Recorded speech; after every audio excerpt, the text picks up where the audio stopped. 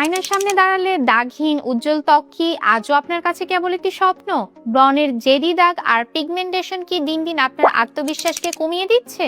Makeup দিয়ে দাগ ঢাকা নয়, প্রয়োজন স্থায়ী সমাধান। যখন আপনি গভীর ঘুমে আচ্ছন্ন, লিভালিয়ার প্রাকৃতিক ও অর্গানিক উপাদানগুলো তখন আপনার ত্বকের গভীরে কাজ শুরু করে।